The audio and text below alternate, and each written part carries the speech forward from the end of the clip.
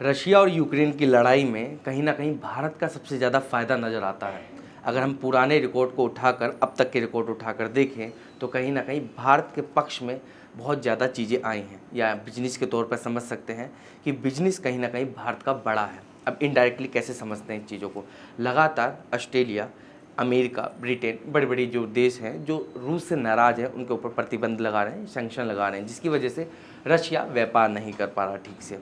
अब जब यूएसए जब चाइना को धमकी देता है कि आप रशिया के साथ व्यापार मत करिए, तो चाइना यहाँ पे डर जाता है। पर वही यूएसए जब इंडिया को धमकी देने की बात करता है, तो इंडिया को कुछ फ़र्क पड़ता ही नहीं है। उसको क्यों फ़र्क नहीं पड़ता, आज इसी के ऊपर बात कर लेते हैं। चाइना एक सिर्फ व्यापार के तौर पर अपनी कंट्री चलाता है। उसका मकसद सिर्फ व्यापार करना है, बिजनेस करना है। उसका मकसद है अपना मटेरियल ज़्यादा से ज़्यादा देशों तक पहुंचाना और अपने देश की इकोनॉमी को और बेहतर बनाने के लिए होता है।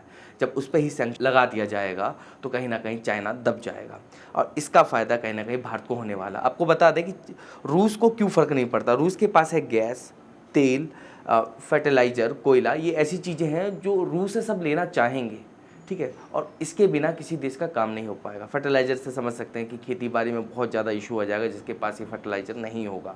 कोयला से समझ सकते हैं बिजली बनती है।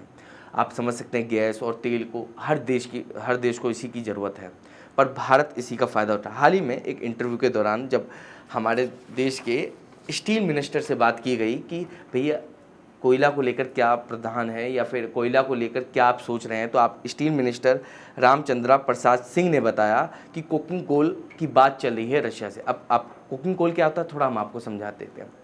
दो तरह के कोयला होते हैं, एक से बिजली बनाई जाती है और एक से स्टील, लोहा, ये सब बनाया जाता है। और जो ये कुकिंग कोल है इसी चीज़ में काम आता है। तो रशिया से दुगनी तादाद में, जितना हम ले रहे हैं उससे दुगनी तादाद में अब हम रशिया से ये कुकिंग कोल लेंगे। अब इससे भारत को क्या क्या फ़ायदा होने वाला।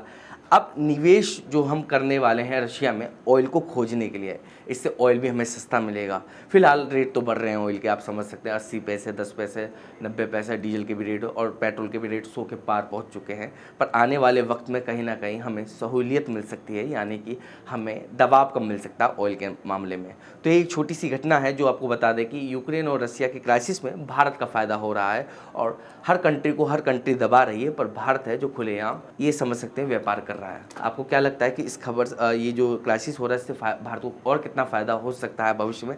हमें अपनी राय जरूर भेजें और भी अपडेट्स के लिए बने रहें और थंब न्यूज़ के साथ।